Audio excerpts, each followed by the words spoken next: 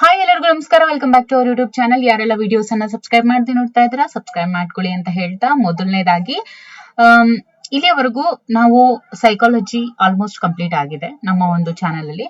ಈಗ ನೋಡಿ, GPSTR ಮತ್ತೆ HSTR ಜೊತೆಗೆ PSTR ಈ ಮೂರಕ್ಕೆ ಸಂಬಂಧಿಸಿದಂತೆ ಮಾನವನಲ್ಲಿ ಶರೀರ ಕ್ರಿಯಾ ಪ್ರಕ್ರಿಯೆಗಳು ಅನ್ನುವಂತಹ ಈ ಒಂದು ಯೂನಿಟ್ ಏನಿದೆ, ಇದರಲ್ಲಿ ಜೀರ್ಣಕ್ರಿಯೆ ಮತ್ತು ಹೀರುವಿಕೆ, ಶ್ವಾಸೋಚ್ಛ್ವಾಸ ಮತ್ತು ಅನಿಲಗಳ ವಿನಿಮಯ, ದೇಹದ ದ್ರವಗಳು ಮತ್ತು ಪರಿಚಲನೆ, ಓಕೆ, ಜೊತೆಗೆ ತ್ಯಾಜ್ಯ ವಸ್ತುಗಳು ಮತ್ತು ಅವುಗಳ ವಿಸರ್ಜನೆ. ಸೊ ಇದರಲ್ಲಿ ಏನಿಲ್ಲ ಅಂದ್ರೂ 7 ಸಬ್ ಟಾಪಿಕ್ಸ್ ಅನ್ನ ನಾವು ನೋಡ್ತಾ ಹೋಗ್ತೀವಿ. ಸೊ ಇದು ಬಹಳನೇ ಇಂಪಾರ್ಟೆಂಟ್, ಪರೀಕ್ಷೆ ದೃಷ್ಟಿಯಿಂದ ಬಹಳನೇ ಇಂಪಾರ್ಟೆಂಟ್. ಸೊ ಹಾಗಾಗಿ ಯಾವಾಗ ಬೇಕಾದ್ರೂ ನೋಟಿಫಿಕೇಶನ್ ಆಗ್ಬಹುದು. ಫಸ್ಟ್ ಆನ್ಲೈನ್ TET ನೋಟಿಫಿಕೇಶನ್ ಆಗೋ ಸಾಧ್ಯತೆ ಹೆಚ್ಚಾಗಿದೆ. ಸೊ ಇಲ್ಲಿ ನಾವು ಮೊದಲನೇದಾಗಿ ಏನ್ ಮಾಡ್ಬೇಕು ಅಂತ ಹೇಳಿದ್ರೆ, ಇದನ್ನ ನಾವು ಇದು ಮೇಜರ್ ಆಗಿರೋದ್ರಿಂದ ಈಗ ಆಲ್ರೆಡಿ ಯಾರೆಲ್ಲ ಕ್ವೆಶ್ಚನ್ ಪೇಪರ್ ಸಾಲ್ವ್ ಮಾಡಿರ್ತೀರೋ ಅವರಿಗೆ ಗೊತ್ತಿರುತ್ತೆ ಈ ಒಂದು ಟಾಪಿಕ್ ಮೇಲೆನೆ ಯಾವೆಲ್ಲ ರೀತಿಯ ಪ್ರಶ್ನೆಗಳು ಬರುತ್ತೆ ಅಂತ ಹೇಳಿ. ಸೊ ಹಾಗಾಗಿ ನಾವು ಮೊದಲನೇದಾಗಿ ಇದರಲ್ಲಿ ಜೀರ್ಣಕ್ರಿಯೆ ಮತ್ತು ಹೀರುವಿಕೆ ಇದ್ರ ಬಗ್ಗೆ ನಾವು ನೋಡ್ತಾ ಹೋಗೋಣ. ಓಕೆ, ಅದಕ್ಕಿಂತ ಮುಂಚೆ ಏನು ಈ ಒಂದು ಕ್ರಿಯಾ ಪ್ರಕ್ರಿಯೆಗಳು ಯಾಕೆ ಇಂಪಾರ್ಟೆಂಟು, ಏನು ಇದು ಅಂತ ನೋಡ್ತಾ ಹೋಗೋಣ. ನೋಡಿ, ಜೀವಿಗಳ ಅಧ್ಯಯನಕ್ಕಾಗಿ ಸಂಕ್ಷೇಪಣಾವಾದವು ಬಳಸಿದಂತಹ ಮಾರ್ಗ ಭೌತ ರಾಸಾಯನಿಕ ಪರಿಕಲ್ಪನೆ ಮತ್ತು ತಾಂತ್ರಿಕತೆಗಳ ಬಳಕೆ ಹೆಚ್ಚುವಂತಾಗೋದಕ್ಕೆ ಕಾರಣ ಆಯಿತು. ಬಹಳಷ್ಟು ಈ ಅಧ್ಯಯನಗಳು ಏನಾಯ್ತು, ಜೀವಸಹಿತ ಅಂಗಾಂಶ ಮಾದರಿ ಅಥವಾ ನೇರವಾಗಿ ಕೋಶರಹಿತ ವ್ಯವಸ್ಥೆಗಳನ್ನ ಬಳಸ್ಕೊಂಡು ಜ್ಞಾನದ ವಿಸ್ಫೋಟನೆ, ಅನ್ವಯಿಕ ಜೀವಶಾಸ್ತ್ರದ ಉಗಮಕ್ಕೆ ಏನಾಯ್ತು, ಕಾರಣ ಆಯ್ತು. ಅನ್ವಯಿಕ ಶರೀರ ಕ್ರಿಯಾ ವಿಜ್ಞಾನವು ಜೀವ ರಸಾಯನ ಶಾಸ್ತ್ರ ಮತ್ತು ಜೀವಭೌತಶಾಸ್ತ್ರ ಇವುಗಳೊಂದಿಗೆ ಸಮಾನಾರ್ಥಕವಾಯಿತು. ಆದ್ರೆ ಜೈವಿಕ ಕ್ರಿಯೆ ಅಥವಾ ಜೈವಿಕ ವಿದ್ಯಮಾನಗಳ ಸತ್ಯ ಏನಿತ್ತು, ಅದು ಸಂಪೂರ್ಣವಾಗಿ ಜೀವಿಗಳ ಮುಖಾಂತರ ಅಥವಾ ಸಂಪೂರ್ಣ ಸಂಕ್ಷೇಪಣ ಅನ್ವಯಿಕ ಮಾರ್ಗಗಳಿಂದಾಗ್ಲಿ ಆಗುವುದಿಲ್ಲ ಅನ್ನೋದ್ರ ಅರಿವು ಉಂಟಾಗ್ತಾ ಹೋಯ್ತು. ಎಲ್ಲಾ ಜೈವಿಕ ವಿದ್ಯಮಾನಗಳು ಅಧ್ಯಯನ ಮಾಡುತ್ತಿರುವಂತಹ ವ್ಯವಸ್ಥೆಯ ಘಟನೆಗಳ ನಡುವಿನ ಪ್ರತಿಕ್ರಿಯೆಗಳಿಂದಾಗಿ ಉದ್ಭವಿಸುವಂತಹ ಲಕ್ಷಣಗಳು ಅನ್ನುವಂಥದ್ದು ವ್ಯವಸ್ಥಾ ಜೀವಶಾಸ್ತ್ರ ಅಂದ್ರೇನು, ಸಿಸ್ಟಮ್ಸ್ ಬಯಾಲಜಿ ಅಂತ ಹೇಳ್ತೀವಿ. ನಮ್ಮಲ್ಲಿ ಇದು ಒಂದು ಈ ಒಂದು ಸಿಸ್ಟಮ್ಯಾಟಿಕ್ ಬಯಾಲಜಿ ಏನಿದೆ ಅದು ಅರಿವನ್ನ ಮೂಡಿಸ್ತಾ ಹೋಯ್ತು. ಅಣುಗಳ ನಿಯಂತ್ರಕ ಜಾಲ, ಅಣುಗಳ ಮೇಲ್ಸ್ತರದ ಜೋಡಣೆ, ಜೀವಕೋಶಗಳು, ಅಂಗಾಂಶಗಳು, ಜೀವಿಗಳು ಮತ್ತು ಜೀವಿ ಸಂದಣಿ ಹಾಗೂ ಜೀವಿ ಸಮುದಾಯಗಳು ಸೇರಿಕೊಂಡಂತೆ ಈ ಪ್ರತಿಯೊಂದೂ ಕೂಡ ನೂತನ ಲಕ್ಷಣಗಳನ್ನ ಸೃಷ್ಟಿಸ್ತಾ ಹೋಗುತ್ತೆ ಈ ಘಟಕದಲ್ಲಿ. ಸೊ ವೆರಿ ಇಂಪಾರ್ಟೆಂಟ್, ನಾವಿಲ್ಲಿ ಏನ್ ನೋಡ್ತೀವಿ, ಈ ಘಟಕದಲ್ಲಿರುವ ಅಧ್ಯಾಯಗಳಲ್ಲಿ ಮಾನವನ ಪ್ರಮುಖ ಶರೀರ ಕ್ರಿಯಾ ಪ್ರಕ್ರಿಯೆಗಳಾಗಿರುವಂತಹ ಜೀವಕ್ರಿಯೆ, ಅನಿಲ ವಿನಿಮಯ, ರಕ್ತ ಪರಿಚಲನೆ, ಚಲನ ಮತ್ತು ಚಲನವಲನಗಳನ್ನ ಜೊತೆಗೆ ಜೀವಕೋಶೀಯ ಮತ್ತು ಅನ್ವಯಿಕ ದೃಷ್ಟಿಯಲ್ಲಿ ಇಲ್ಲಿ ವಿವರಿಸಲಾಗಿದೆ. Okay, this is very important. Okay, ಅದಕ್ಕೋಸ್ಕರ ಈ ಚಾಪ್ಟರ್ ನ ಓದುವಂತಹ ಉದ್ದೇಶ ಏನು ಅಂತ ಹೇಳಿದ್ರೆ, ಇವು ಎಲ್ಲವನ್ನೂ ಕೂಡ ಅನ್ವಯಿಕ ದೃಷ್ಟಿಯಲ್ಲಿ ಇಲ್ಲಿ ವಿವರಿಸಲಾಗಿದೆ. ಕೊನೆಯ 2 ಅಧ್ಯಾಯಗಳು ಜೀವಿಯ ಹಂತದಲ್ಲಿ ಸಮನ್ವಯತೆ ಮತ್ತು ದೇಹದ ಕಾರ್ಯಗಳ ನಿಯಂತ್ರಣದ ಬಗ್ಗೆ ಇದು ಗಮನವನ್ನ ಹರಿಸುತ್ತೆ. ಇವೆರಡು ಏನಿದೆಯಲ್ಲ, ಓಕೆ, ಸಮನ್ವಯತೆ ಮತ್ತು ಜೀವಿಯ ಕಾರ್ಯಗಳ ನಿಯಂತ್ರಣದ ಬಗ್ಗೆ ಇದು ಗಮನವನ್ನ ಹರಿಸುತ್ತೆ. ಸೊ ಇದಿಷ್ಟು ಒಂಥರ ಪೀಠಿಕೆ ಅಂತ ಹೇಳ್ಬೋದು. ಈಗ ಮೊದಲನೇದಾಗಿ ಫಸ್ಟ್ ಚಾಪ್ಟರ್, ಇದಕ್ಕೆ ರಿಲೇಟೆಡ್ ಆಗಿ ಮೊದಲನೇ ಚಾಪ್ಟರ್ ಬಂದು ಜೀರ್ಣಕ್ರಿಯೆ ಮತ್ತು ಹೀರುವಿಕೆ. ಇದಕ್ಕಿಂತ ಮುಂಚೆ ಇಲ್ಲಿ ಒಬ್ರು ಆಲ್ಫೋನ್ಸೋ ಕಾರ್ಟಿ ಅನ್ನುವಂಥವ್ರು ಇದ್ದಾರೆ, ಅವ್ರ ಬಗ್ಗೆ ನೋಡೋಣ. ನೋಡಿ, ಇಟಲಿಯ ಆಂತರಿಕ ರಚನಾಶಾಸ್ತ್ರಜ್ಞ ಆಲ್ಫೋನ್ಸೋ ಕಾರ್ಟಿ, ಇವರು 1822ರಲ್ಲಿ ಜನಿಸಿದ್ರು. ಕಾರ್ಟಿ ತನ್ನ ವಿಜ್ಞಾನದ ಸಂಶೋಧನಾ ಜೀವನವನ್ನ ಸರೀಸೃಪಗಳ ಹೃದಯ ರಕ್ತನಾಳ ವ್ಯವಸ್ಥೆಯ ಅಧ್ಯಯನದ ಮೂಲಕ ಇವರು ಪ್ರಾರಂಭಿಸ್ತಾರೆ. ಅಂದ್ರೆ ಇವರು ಸಂಶೋಧನಾ ಜೀವನವನ್ನ ಸರೀಸೃಪಗಳು ಅಂತ ಏನ್ ಹೇಳ್ತೀವಿ, ಇವುಗಳ ಹೃದಯ ರಕ್ತನಾಳ ವ್ಯವಸ್ಥೆಯ ಸ್ಟಡಿ ಮಾಡೋದ್ರ ಮೂಲಕ ಇವರು ಪ್ರಾರಂಭಿಸಿದ್ರು. ಆನಂತರ ತನ್ನ ಗಮನವನ್ನ ಅವರು ಸ್ತನಿಗಳ ಶ್ರವಣ ವ್ಯವಸ್ಥೆಯ ಬಗ್ಗೆ ಕೇಂದ್ರೀಕರಿಸಿದ್ರು. ಸೊ ಕಾರ್ಟಿ ಅಂಗವು ಬೆಸಿಲ್ಲಾರ್ ಪೊರೆಯ ಮೇಲಿರುವ ರಚನೆಯಾಗಿದ್ದು ಅದರಲ್ಲಿನ ಕೇಶ ಜೀವಕೋಶಗಳು ಶಬ್ದ ತರಂಗಗಳನ್ನ ನೇರವಾಗಿ ಪರಿವರ್ತಿಸ್ತವೆ ಅನ್ನುವಂತ ಸಂಶೋಧನಾ ಪತ್ರಿಕೆಯನ್ನ 1851ರಲ್ಲಿ ಇವರು ಪ್ರಕಟಿಸ್ತಾರೆ. ಸೊ 1888ರಲ್ಲಿ ಇವರು ನಿಧನರಾಗ್ತಾರೆ. ಸೊ ಇಲ್ಲಿ ವೆರಿ ಇಂಪಾರ್ಟೆಂಟ್ ಏನು, ಕಾರ್ಟಿ ಅನ್ನುವಂತ ಅಂಗ ಏನಿದೆಯಲ್ಲ, ಬೆಸಿಲಾರ್ ಪೊರೆಯ ಮೇಲಿರುವ ರಚನೆ ಇದಾಗಿರುತ್ತೆ. ಅದರಲ್ಲಿನ ಕೇಶ ಜೀವಕೋಶಗಳು ಶಬ್ದ ತರಂಗಗಳನ್ನ ನೇರವಾಗಿ ಪರಿವರ್ತಿಸ್ತವೆ ಅನ್ನೋದ್ರ ಬಗ್ಗೆ ಇವರು ಸಂಶೋಧನಾ ಪತ್ರಿಕೆಯೊಂದನ್ನ ಪ್ರಕಟಿಸ್ತಾರೆ. ಓಕೆ, ಸೊ ಈಗ ಜೀರ್ಣಕ್ರಿಯೆ ಮತ್ತು ಹೀರುವಿಕೆ, ಇದರಲ್ಲಿ ನಾವು ಏನೇನೆಲ್ಲ ನೋಡ್ತೀವಿ ಅಂದ್ರೆ ಜೀರ್ಣಾಂಗ ವ್ಯೂಹ, ಆಹಾರದ ಜೀರ್ಣಕ್ರಿಯೆ, ಜೀರ್ಣವಾದ ಆಹಾರದ ಆ ಹೀರುವಿಕೆ, ಆಮೇಲೆ ಜೀರ್ಣಾಂಗ ವ್ಯೂಹದ ಆ ಅಪಸಾಮ್ಯತೆಗಳು ಏನೇನು ಅಂತ ನಾವು ನೋಡ್ತೀವಿ. ಓಕೆ, ಈಗ ಜೀರ್ಣಕ್ರಿಯೆ ಮತ್ತು ಹೀರುವಿಕೆ ನೋಡಿ, ಎಲ್ಲಾ ಜೀವಿಗಳ ಮೂಲ ಅವಶ್ಯಕತೆಗಳಲ್ಲಿ ಆಹಾರ ಕೂಡ ಒಂದು. ಓಕೆ, ಅಂದ್ರೆ ಆಹಾರ ಇಲ್ಲದೆ ಮನುಷ್ಯ ಬದುಕಿರೋದಕ್ ಸಾಧ್ಯನಾ? ನೋಡಿ, ಒಂದು ಮೊಬೈಲ್ನೆ ಅದು ಯಾವಾಗ್ಲೂ ಸಕ್ರಿಯವಾಗಿ ಇರ್ಬೇಕು ಅಂತ ಹೇಳಿದ್ರೆ ನಾವು ಚಾರ್ಜ್ ಮಾಡಬೇಕು. ಅಂತದ್ರಲ್ಲಿ ಒಬ್ಬ ಜೀವಿ ಅಂತ ನಾವು ತಗೊಂಡಾಗ ಆಹಾರ ಅನ್ನುವಂಥದ್ದು ಅತ್ಯವಶ್ಯಕ. ಸೊ ಕಾರ್ಬೋಹೈಡ್ರೇಟ್ಗಳು, ಪ್ರೋಟೀನ್ಗಳು ಮತ್ತು ಕೊಬ್ಬುಗಳು ನಮ್ಮ ಆಹಾರದ ಮುಖ್ಯ ಘಟಕಗಳು. ಸೊ ಆಹಾರದ ಮುಖ್ಯ ಘಟಕಗಳು ಯಾವ್ಯಾವು? ಕಾರ್ಬೋಹೈಡ್ರೇಟ್ಸ್, ಪ್ರೋಟೀನ್ಸ್ ಅಂಡ್ ಲಿಪಿಡ್ಸ್ ಅಂತ ಹೇಳ್ತೇವೆ. ಸೊ ಜೀವಸತ್ವಗಳು ಮತ್ತು ಖನಿಜಾಂಶಗಳು ಕೂಡ ನಮ್ಮ ದೇಹಕ್ಕೆ ಅತ್ಯಲ್ಪ ಪ್ರಮಾಣದಲ್ಲಿ ಅವಶ್ಯಕ. ಹೌದು, ಯಾವ? Vitamins and minerals. ಆಹಾರವು ದೇಹದ ಬೆಳವಣಿಗೆ ಮತ್ತು ಅಂಗಾಂಗಗಳ ದುರಸ್ತಿಗೆ ಅವಶ್ಯಕವಾಗಿರುವಂತಹ ಶಕ್ತಿ ಮತ್ತು ಸಾವಯವ ವಸ್ತುಗಳನ್ನು ಕೂಡ ಒದಗಿಸುತ್ತೆ. ಯಾವುದು? ಆಹಾರ.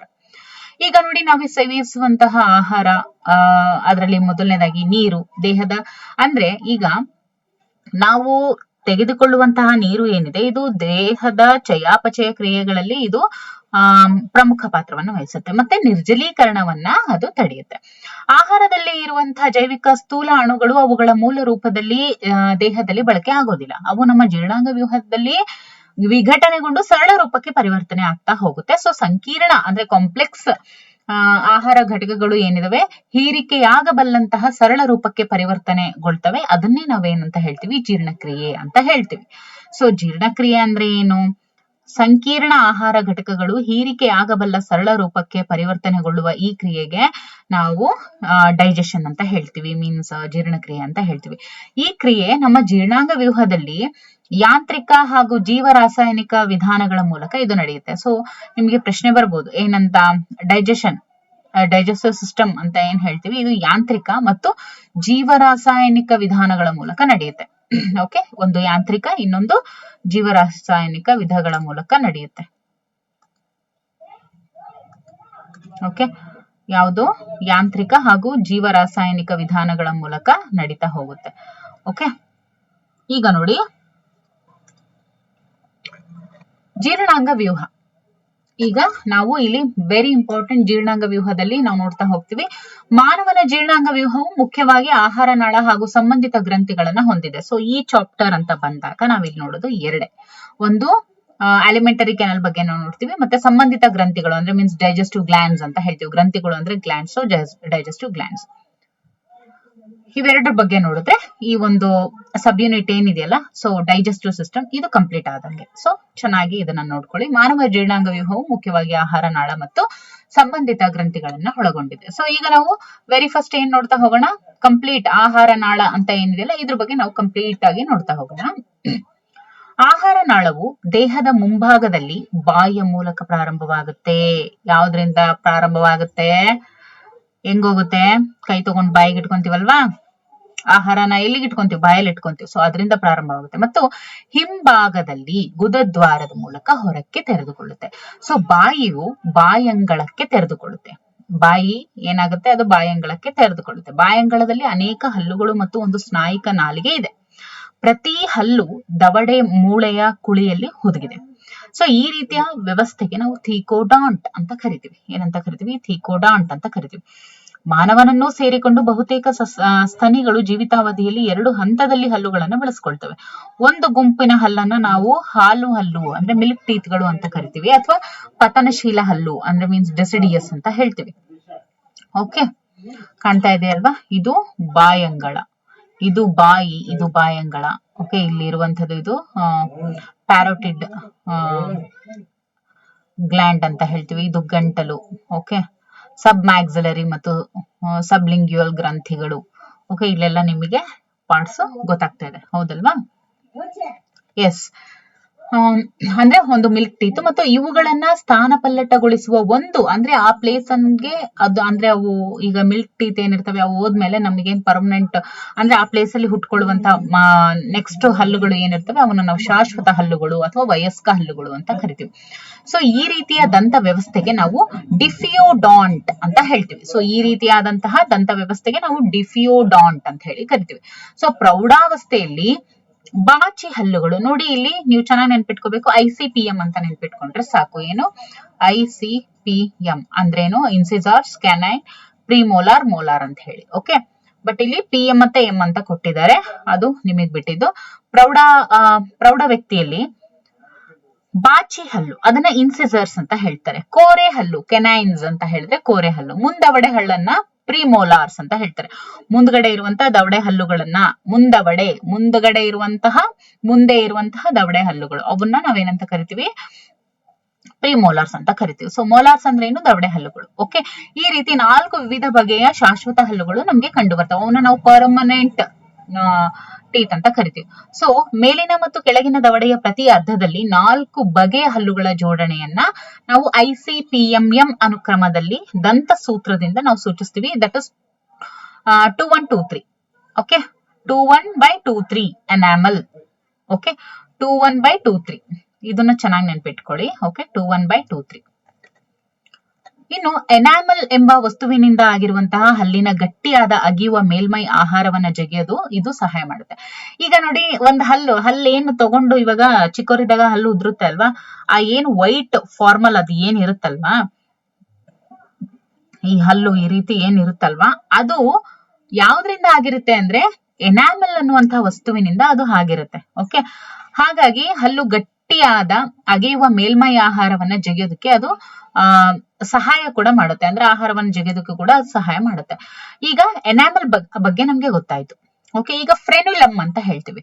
ಫ್ರೆನುಲಮ್ ಎಂಬ ರಚನೆಯ ಮೂಲಕ ಬಾಯಂಗಳದ ನೆಲಕ್ಕೆ ಅಂಟಿಕೊಂಡಿರುವ ನಾಲಗೆಯು ಮುಕ್ತವಾಗಿ ಚಲಿಸುವ ಸ್ನಾಯಿಕ ಅಂಗವಾಗಿದೆ. This is very important. ಫ್ರೆನುಲಮ್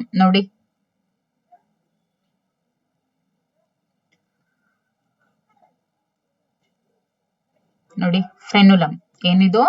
ಫ್ರೆನುಲಮ್ ಅಂದ್ರೆ ಏನು? ಇದು ಒಂದು ರೀತಿಯ ರಚನೆ. ಇದ್ರ ಮೂಲಕ ಬಾಯಂಗಳದ ನೆಲಕ್ಕೆ ಅಂಟಿಕೊಂಡಿರುವಂತಹ ನಾಲಗೆಯು, ಓಕೆ, ನೋಡಿ ನೀವೇ ಅಸ್ಯೂಮ್ ಮಾಡ್ಕೊಳ್ಳಿ. ಈಗ ಬಾಯಿ ಏನಿದೆ ಅಂದ್ರೆ ಅಲ್ಲಿಗೆ ಅಂಟಿಕೊಂಡಿರುವಂತಹ ನಾಲಿಗೆ ಏನಿದೆ ಮುಕ್ತವಾಗಿ, ಇವಾಗ ನೋಡಿ ನೀವು ಮಾತಾಡ್ತಾ ಇದ್ರೆ ಅಥವಾ ನೀವು ನೋಡ್ತಾ ಇದ್ರೆ ಬಾಯಿ ತೆಗೆದ್ಬಿಟ್ಟು ಮೇಲೆ ಕೆಳಗೆ ಅಲ್ಲಾಡ್ಸಿ. ಸೊ ಆ ರೀತಿಯಾದಂತಹ ಮುಕ್ತವಾಗಿ ಚಲಿಸುವ ಸ್ನಾಯಿಕ ಅಂಗವಾಗಿ ಯಾವುದು ಕೆಲಸ ಮಾಡ್ತಾ ಇದೆ ಅಂತ ಹೇಳಿದ್ರೆ ದಟ್ ಇಸ್ ಫ್ರೆನುಲಮ್.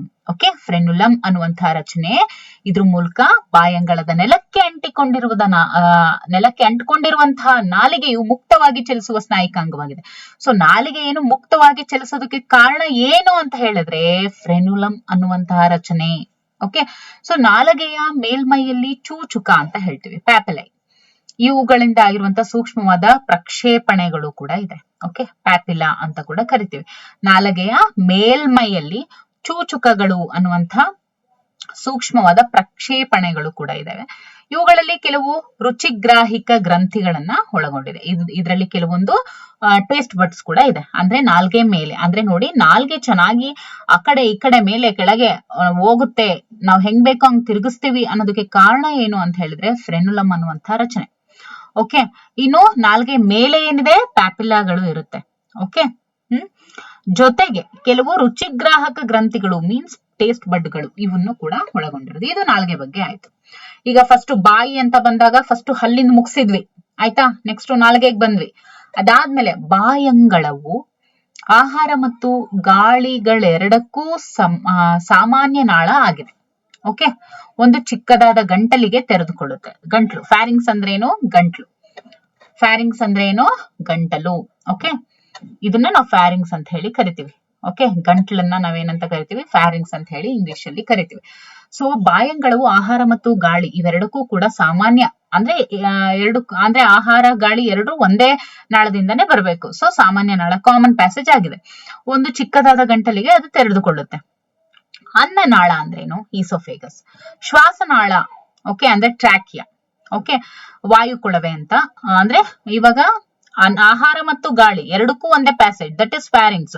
ಸೊ ಅನ್ನ ಹೋಗೋದು ಈಸೋಫ್ಯಾಗಸ್ ಆದ್ರೆ ಈ ಗಾಳಿ ಹೋಗೋದು ಶ್ವಾಸನಾಳ ಆಗಿರುತ್ತೆ. ಓಕೆ, ಇವೆರಡೂ ಕೂಡ ಗಂಟಲಿಗೆ ತೆರೆದುಕೊಳ್ಳುತ್ತೆ. ಇನ್ನು ಶ್ವಾಸಪಟಲ ಅಂದ್ರೇನು? ಎಪಿಗ್ಲಾಟಿಸ್ ಅಂತ ಹೇಳ್ತೀವಿ. ಏನಂತ ಹೇಳ್ತೀವಿ? ಎಪಿಗ್ಲಾಟಿಸ್. ಶ್ವಾಸಪಟಲ ಹಂಗಂದ್ರೇನು? ಎಪಿಗ್ಲಾಟಿಸ್. ಹೀಗೆ ಹೇಳುವಂತಹ ಒಂದು ಮೃದ್ವಸ್ಥಿ ರಚನೆಯು ನುಂಗುವಾಗ ಶ್ವಾಸನಾಳದ ಒಳಗೆ ಆಹಾರ ಸೇರದಂತೆ ಇದು ತಡೆಯುತ್ತೆ. ನೋಡಿ, ಇವಾಗ ಒಂದು ಕ್ವೆಶನ್ ಮೂಡುತ್ತೆ. ಏನಪ್ಪಾ ಇದು ಒಂದೇ ಪ್ಯಾಸೇಜು, ಗಂಟ್ಲು ಮೂಲಕ ಗಾಳಿನೂ ಹೋಗುತ್ತೆ ಮತ್ತೆ ಅನ್ನನೂ ಹೋಗುತ್ತೆ. ಸೊ ಹಾಗಾದ್ರೆ ಅವೆರಡು ಒಂದಕ್ಕೊಂದು ಅಡ್ಡ ಬರಬಾರ್ದು ಅಂದ್ರೆ ಏನಿರುತ್ತೆ, ಯಾವ ರೀತಿಯ ಒಂದು ರಚನೆ ಅಲ್ಲಿ ಉಂಟಾಗಿದೆ ಅನ್ನೋದು ಯಾವುದು ಅಂದ್ರೆ that is epiglottis. Okay, epiglottis ಅನ್ನುವಂತ ಒಂದು ಮೃದ್ವಸ್ಥಿ ರಚನೆ. ಅದು ಯಾವ ತರ ರಚನೆ? ಅದು ಮೃದ್ವಸ್ಥಿ ರಚನೆ. ನೀವು ಗಂಟ್ಲನ್ನ ಮುಟ್ಕೋಬಹುದು. ಓಕೆ, ಕಿವಿ ಅದು ಕೂಡ ಕಾರ್ಟಿಲೇಜ್ ಅಂತ ನಾವು ಹೇಳ್ತೀವಿ, ಹೌದಲ್ವಾ? ಸೊ ಅದೇ ರೀತಿಯ ಮೃದ್ವಸ್ಥಿ ರಚನೆ ಕೂಡ ನಮಗೆ ಗಂಟ್ಲಲ್ಲಿ ಒಂದು ರಚನೆ ಉಂಟಾಗಿರುತ್ತೆ. ಸೊ ಅದು ನುಂಗುವಾಗ ಶ್ವಾಸನಾಳದ ಒಳಗೆ ಆಹಾರ ಸೇರದಂತೆ ತಡೆಯುತ್ತೆ. ಓಕೆ, ಶ್ವಾಸನಾಳದ ಒಳಗೆ ಆಹಾರ ಸೇರದಂತೆ ತಡೆಗಟ್ಟುವಂತಹ ಮೃದ್ವಸ್ಥಿಯ ರಚನೆ ಯಾವುದು ಅಂತ ಕೇಳ್ತಾರೆ, ದಟ್ ಇಸ್ ಎಪಿಗ್ಲಾಟಿಸ್. ಓಕೆ, ಇನ್ನು ಅನ್ನನಾಳ ಏನಿದೆ ಅದು ಒಂದು ತೆಳುವಾದ ನೀಳವಾದ ಕೊಳವೆಯಾಗಿದ್ದು ಕತ್ತು, ಎದೆ ಹಾಗೂ ವಪೆಯ ಮೂಲಕ ಹಿಂಭಾಗಕ್ಕೆ ಹಾದು ಚೀಲದಂತೆ ರಚನೆಯಾದಂತಹ ಜೆ ಆಕಾರದ ಜಠರಕ್ಕೆ ತೆರೆದುಕೊಳ್ಳುತ್ತೆ. ಒಂದು ಸ್ನಾಯು ನಿಮೀಲಕ ಅಂದ್ರೇನು? ಒಂದು ಸ್ನಾಯು ನಿಮೀಲಕ ಅಂದ್ರೇನು? Sphincter, gastro oesophageal. ಓಕೆ, ಜಠರ ಅನ್ನನಾಳೀಯ. ಗ್ಯಾಸ್ಟ್ರೋ ಈಸೋಫೇಜಿಯಲ್ ಅಂದ್ರೆ ಜಠರ ಅನ್ನನಾಳೀಯ. ಓಕೆ, ಸ್ನಾಯು ನಿಮೀಲಕ ಅಂದ್ರೆ ಸ್ಪಿಂಕ್ಟರ್ ಅಂತ ಹೇಳ್ತೀವಿ. ಇದು ಜಠರಕ್ಕೆ ಸೇರುವ ಅನ್ನನಾಳದ ರಂಧ್ರವನ್ನ ನಿಯಂತ್ರಿಸುತ್ತೆ. ಇದ್ರ ಕೆಲಸ ಏನು? ಹೊಟ್ಟೆಗೆ ಸೇರುವಂತಹ ಅನ್ನನಾಳದ ರಂಧ್ರ ಏನಿರುತ್ತೆ ಇದನ್ನ ಕಂಟ್ರೋಲ್ ಮಾಡುತ್ತೆ. ಓಕೆ, ಯಾವುದು? ಸ್ಪಿಂಕ್ಟರ್. ಉದರದ ಮೇಲ್ಭಾಗದಲ್ಲಿ ಸ್ವಲ್ಪ ಎಡದಲ್ಲಿರುವಂತಹ ಜಠರವು, ಉದರದ ಮೇಲ್ಭಾಗದಲ್ಲಿ ಅಂದ್ರೆ ಹೊಟ್ಟೆಯ ಮೇಲ್ಭಾಗದಲ್ಲಿ ಸ್ವಲ್ಪ ಎಡಗಡೆ ಇರುವಂತಹ ಜಠರ ಏನಿದೆ, ಅನ್ನನಾಳವು ತೆರೆದುಕೊಳ್ಳುವಂತಹ ಕಾರ್ಡಿಯಾಕ್, ಫಂಡಿಕ್ ಭಾಗ ಮತ್ತೆ ಕಾಯ ಹಾಗೂ ಸಣ್ಣ ಕರಳಿನ ಮೊದಲ ಭಾಗಕ್ಕೆ ಸೇರುವಂತಹ ಪೈಲೋರಿಕ್ ಅನ್ನುವಂತಹ 4 ಪ್ರಮುಖ ಭಾಗಗಳನ್ನ ಒಳಗೊಂಡಿದೆ. ಯಾವುದು? ಸ್ವಲ್ಪ ಎಡದಲ್ಲಿ ಇರುವಂತಹ ಜಠರ ಏನಿದೆ, ಓಕೆ, ಅದು ಅನ್ನನಾಳ ತೆರೆದುಕೊಳ್ಳುವಂತಹ ಕಾರ್ಡಿಯಾಕು, ಫಂಡಿಕ್ಕು, ಆಮೇಲೆ ಕಾಯ, ಓಕೆ, ಪೈಲೋರಿಕ್, ಈ 4 ಪ್ರಮುಖ ಭಾಗಗಳನ್ನ ಅದು ಒಳಗೊಂಡಿದೆ.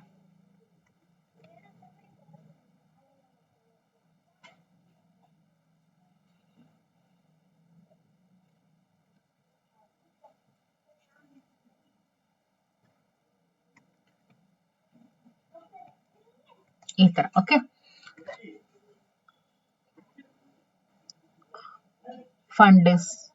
ಫಂಡಸ್, ಕಾರ್ಡಿಯಾಕ್ ಮತ್ತೆ ಪೈಲೋರಿಕ್ ಜಠರ. ಓಕೆ, ಈ ರೀತಿ 4 ಭಾಗಗಳನ್ನ ಅದು ಒಳಗೊಂಡಿದೆ. ಕ್ಲಿಯರ್ ಆಯ್ತಲ್ವಾ? ಈಗ ಮುಂದಕ್ಕೆ ಹೋಗೋಣ. ಇನ್ನು ಸಣ್ಣ ಕರಳನ್ನ ಸಿ ಆಕಾರದ ಮುಂಗುರುಳು, ಸಣ್ಣ ಕರಳು ಏನಿರುತ್ತೆ ಅದನ್ನ ಸಿ ಆಕಾರದ ಮುಂಗುರುಳು ಅಂದ್ರೆ ಡಿಯೋಡೆನಮ್. ಸುಳಿಯಾಕಾರದ ನೀಳವಾದ ಮಧ್ಯಗರಳು ಜಜನಂ ಅಂದ್ರೇನು? ಇದು ಮುಂಗುರುಳು, ಇದು ಮಿಡಲ್ ಅಲ್ಲಿ ಇರುವಂತದ್ದು. ಹಾಗೂ ಅತಿ ಹೆಚ್ಚು ಸುಳಿಯಾಗಿರುವಂತಹ ಹಿಂಗರಳನ್ನ ಐಲೆಮ್ ಅಂತ ಕರೀತಾರೆ. ಈ 3 ಭಾಗಗಳಲ್ಲಿ ನಾವು ಪ್ರತ್ಯೇಕಿಸಬಹುದು. ಇನ್ನು ಮುಂಗುರುಳಿಗೆ ಸೇರುವಂತಹ ಜಠರದ ರಂಧ್ರವನ್ನ ಪೈಲೋರಿಕ್ ಸ್ನಾಯು ನಿಮೀಲಕವು ಕಾವಲು ಕಾಯುತ್ತೆ. ಓಕೆ, ಮುಂಗುರುಳಿಗೆ ಸೇರುವಂತಹ ಜಠರದ ರಂಧ್ರ ಮುಂಗುರುಳು ಅಂದ್ರೆ ಡಿಯೋಡೆನಮ್ ಅಂತ ಏನ್ ಕರಿತೀವಿ, ಇದಕ್ಕೆ ಸೇರುವಂತಹ ಪೈಲೋರಿಕ್, ಓಕೆ, ಪೈಲೋರಿಕ್ ಸ್ನಾಯು ನಿಮೀಲಕವು ಇದು ಕಾವಲನ್ನ ಕಾಯುತ್ತೆ.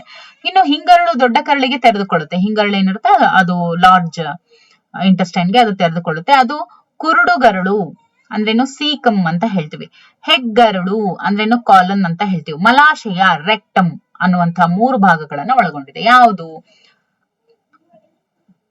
ಹಿಂಗರಳು. ಯಾವುದು? ಹಿಂಗರಳು ಅಂದ್ರೇನು? ಐಲಮ್ ಅಂತ ಏನ್ ಹೇಳ್ತೀವಲ್ವಾ, ಈ ಐಲಮ್ ಅನ್ನುವಂಥದ್ದು ಸೀಕಮ್, ಕಾಲನ್ ಮತ್ತೆ ರೆಕ್ಟಮ್ ಅನ್ನುವಂತಹ 3 ಭಾಗಗಳನ್ನ ಇದು ಒಳಗೊಂಡಿದೆ. ಕುರುಡುಗರಳು ಅಂದ್ರೆ ಇವಾಗ ನಾವು ಒಂದೊಂದಾಗೆ ನೋಡ್ತಾ ಇದೀವಿ. ಈ ಸೀಕಮ್ ಏನಿದೆಯಲ್ಲ ಇದು ಒಂದು ಚೀಲಾಕಾರದ ಕುರುಡು ಸಂಚಿಯಾಗಿದ್ದು ಇದರಲ್ಲಿ ಕೆಲವು ಸಹಜೀವನ ನಡೆಸುವಂತಹ ಸೂಕ್ಷ್ಮ ಜೀವಿಗಳು ಇಲ್ಲಿ ವಾಸಿಸ್ತವೆ. ಇನ್ನು ಬೆರಳಿನಾಕಾರದ ಹುಳುರೂಪಿ ತುದಿಗರಳು, ವರ್ಮಿಫಾರ್ಮ್ ಅಪೆಂಡಿಕ್ಸ್ ಅಂತ ಹೇಳ್ತೀವಿ. ಇದು ಅಂದ್ರೆ ಈ ರೀತಿ ಕರೆಸ್ಕೊಳ್ಳುವಂತಹ ಒಂದು ಅವಶೇಷ ಅಂಗ.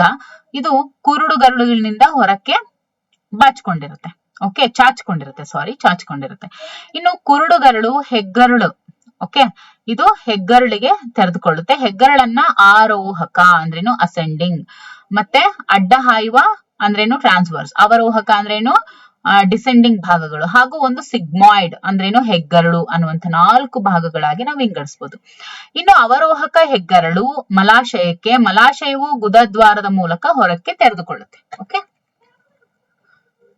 ಇನ್ನು ಅನ್ನನಾಳದಿಂದ ಮಲಾಶಯದವರೆಗಿನ ಆಹಾರ ನಾಳಭಿತ್ತಿಯು ರಸಿಕ ಪೊರೆ ಅಂದ್ರೇನು ಸೆರೋಸ ಅಂತ ಕರಿತೀವಿ. ಓಕೆ, ಅನ್ನನಾಳದಿಂದ ಮಲಾಶಯದವರೆಗಿನ ಆಹಾರ ನಾಳದ ಭಿತ್ತಿಯು ರಸಿಕ ಪೊರೆ ಅಂದ್ರೇನು ಸೆರೋಸ ಅಂತ ಕರಿತೀವಿ. ಸ್ನಾಯು ಪದ್ರ ಮಸ್ಕುಲಾರಿಸ್, ಉಪಲೋಳ್ ಪೊರೆ ಅಂದ್ರೇನು ಸಬ್ ಮ್ಯೂಕೋಸ್ ಹಾಗೂ ಲೋಳ್ ಪೊರೆ ಮ್ಯೂಕೋಸಾ ಅನ್ನುವಂಥ 4 ಪದರಗಳನ್ನ ಒಳಗೊಂಡಿದೆ. ಅಂದ್ರೆ ಅನ್ನನಾಳದಿಂದ ಮಲಾಶಯದ ಅಂದ್ರೆ ತಿಂದಿದ್ದು ಹೊರಗಡೆ ಹೋಗುತ್ತಲ್ಲ ಅಲ್ಲಿವರೆಗೂ ಇರುವಂತ ಆಹಾರ ನಾಳದ ಭಿತ್ತಿಯು ರಸಿಕ ಪೊರೆ, ಮಸ್ಕ್ಯುಲಾರಿಸ್, ಸಬ್ ಮ್ಯೂಕೋಸಾ ಮತ್ತೆ ಮ್ಯೂಕೋಸಾ ಅನ್ನುವಂಥ 4 ಪದರಗಳನ್ನ ಅದು ಒಳಗೊಂಡಿರುತ್ತೆ. ಇನ್ನು ರಸಿಕ ಪೊರೆಯು ಅತ್ಯಂತ ಹೊರಪದರವಾಗಿದ್ದು ತೆಳುವಾದ ಮೀಸೋಥೀಲಿಯಂ ಹಾಗೂ ಸಂಯೋಜಕ ಅಂಗಾಂಶಗಳನ್ನ ಇದು ಒಳಗೊಂಡಿದೆ. ಸ್ನಾಯು ಪದರವು ಒಳಭಾಗದಲ್ಲಿ ವರ್ತುಲಾಕಾರವಾಗಿ ಹಾಗೂ ಹೊರಭಾಗದಲ್ಲಿ ನೀಳವಾಗಿ ಜೋಡಣೆಗೊಂಡಿರುವಂತಹ ಅನೈಶ್ಚಿಕ ಸ್ನಾಯುಗಳಿಂದ ಅದಾಗಿರುತ್ತೆ. ಇದರ ಕೆಲವು ಭಾಗಗಳಲ್ಲಿ ಓರೆಯಾಗಿ ಜೋಡಣೆಗೊಂಡಿರುವಂತಹ ಸ್ನಾಯುಗಳು ಕೂಡ ಇದ್ರೂ ಇರಬಹುದು. ಓಕೆ, ಇನ್ನು ಉಪಲೋಳ್ಪೊರೆಯ ಅನೇಕ ಅಂದ್ರೆ ಉಪಲೋಳ್ಪೊರೆ ಏನಿರುತ್ತೆ ಅದು ಅನೇಕ ನರಗಳು, ರಕ್ತನಾಳಗಳು ಹಾಗೂ ದುಗ್ಧ ರಸನಾಳಗಳನ್ನ ಹೊಂದಿರುವಂತಹ ಸಡಿಲವಾದ ಸಂಯೋಜಕ ಅಂಗಾಂಶವನ್ನ ಇದು ಹೊಂದಿದೆ. ಇನ್ನು ಮುಂಗುರುಳಿನಲ್ಲಿ ಗ್ರಂಥಿಗಳು ಕೂಡ ಉಪಲೋಳ್ಪೊರೆಯಲ್ಲಿ ಇರ್ತವೆ. ಓಕೆ, ಆಹಾರ ನಾಳದ ಕುಹರದ ಅತ್ಯಂತ ಒಳಪೊರೆಯೇ ಲೋಳ್ಪೊರೆ ಅಂತ ನಾವು ಕರಿತೀವಿ. ಈ ಪದರ ಜಠರದಲ್ಲಿ ಅನಿಯತ ಮಡಿಕೆಗಳನ್ನ ಅಂದ್ರೆ ರೂಗೆ ಅಂತ ಕರಿತೀವಿ ಮತ್ತು ಸಣ್ಣ ಕರುಳಿನ ಬೆರಳಿನಾಕಾರದ ಸಣ್ಣ ವಿಲ್ಲೈಗಳನ್ನ ಇದು ರೂಪಿಸುತ್ತೆ.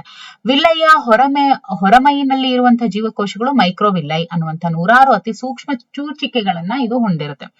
ಇವು ಕುಂಚದಂಚಿನ ರೂಪ ಅಂದ್ರೆ ಆ ಒಂದು ಸ್ಟ್ರಕ್ಚರ್ ಅನ್ನ ಇದು ನೀಡುತ್ತೆ. ಇಂತಹ ಮಾರ್ಪಾಟುಗಳು ಮೇಲ್ಮೈ ವಿಸ್ತಾರದ ಅಗಾಧವಾಗಿ ಹೆಚ್ಚಿಸ್ತವೆ. ವಿಲ್ಲೈಗಳ ಒಳಗೆ ಲೋಮನಾಳಗಳ ಜಾಲದ ಜೊತೆಗೆ ಲ್ಯಾಕ್ಟಿಯಲ್ ಎನ್ನುವಂತಹ ಒಂದು ದೊಡ್ಡ ದುಗ್ಧ ರಸನಾಳವು ಕೂಡ ಇದೆ. ಲೋಳ್ಪೊರೆಯ ಅನುಲೇಪಕದಲ್ಲಿ ಲೋಳೆಯನ್ನ ಸ್ರವಿಸಿ ನಯಗೊಳಿಸಲು ಸಹಕರಿಸುವಂತಹ ಕಲಶ ಕೋಶಗಳು ಅನ್ನುವಂಥ ಏಕಕೋಶ ಗ್ರಂಥಿಗಳು ಕೂಡ ಇದಾವೆ. ಓಕೆ, ಇನ್ನು ಲೋಳ್ಪೊರೆಯು ಜಠರದಲ್ಲಿ ಜಠರ ಗ್ರಂಥಿಗಳನ್ನ ಹಾಗೂ ಸಣ್ಣ ಕರುಳಿನಲ್ಲಿ ವಿಲ್ಲೈಗಳ ತಳಮಳ ಮಧ್ಯದಲ್ಲಿ ಕುಳಿ ಅಂದ್ರೇನು ಲಿಬರ್ಕುನ್ ಕುಳಿ ಅಂತ ನಾವು ಹೇಳ್ತೀವಿ. ಕ್ರಿಪ್ಟ್ ಆಫ್ ಲಿಬರ್ಕುನ್ ಅಂತ ಹೇಳಿ ಇದನ್ನ ರೂಪಿಸುತ್ತೆ. ಈ 4 ಪೊರೆಗಳು ಆಹಾರ ನಾಳದ ವಿವಿಧ ಭಾಗಗಳಲ್ಲಿ ವಿಭಿನ್ನ ಮಾರ್ಪಾಟುಗಳನ್ನ ಇವು ತೋರಿಸ್ತವೆ ಅಂತ ಹೇಳ್ಬೋದು. ಸೊ ಇಲ್ಲಿವರೆಗೂ ಏನಿದೆ ಇವೆಲ್ಲವೂ ಕೂಡ ಹೇಳಿದಂತಹ ಸ್ಟ್ರಕ್ಚರ್ ಗಳನ್ನ ಇದು ಹೇಳ್ತಾ ಹೋಗುತ್ತೆ. ಓಕೆ, ಸೊ ಇದಿಷ್ಟು. ಸೊ ನಾವು ಮುಂದಿನ ತರಗತಿಯಲ್ಲಿ ವೆರಿ ಇಂಪಾರ್ಟೆಂಟ್ ದಟ್ ಇಸ್ ಜೀರ್ಣ ಗ್ರಂಥಿಗಳು ಜೊತೆಗೆ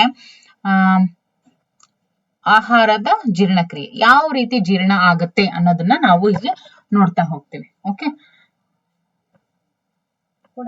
ಸೊ ಮುಂದಿನ ಒಂದು ತರಗತಿಯಲ್ಲಿ ನಾವು ಅದನ್ನ ನೋಡ್ತಾ ಹೋಗೋಣ. Okay, thank you for watching. ಈ ಒಂದು ಕ್ಲಾಸ್ ನಿಮ್ಗೆ ಹೇಗ್ ಅನಿಸ್ತು, ಎಷ್ಟು ಉಪಯೋಗ ಆಗುತ್ತೆ ಅನ್ನೋದನ್ನ ನೀವು ಕಮೆಂಟ್ ಸೆಕ್ಷನ್ ಅಲ್ಲಿ ತಪ್ಪದೇ ತಿಳಿಸ್ಬೇಕು ಅಂತ ಹೇಳ್ತಾ ಎಲ್ಲರಿಗೂ ನಮಸ್ಕಾರ.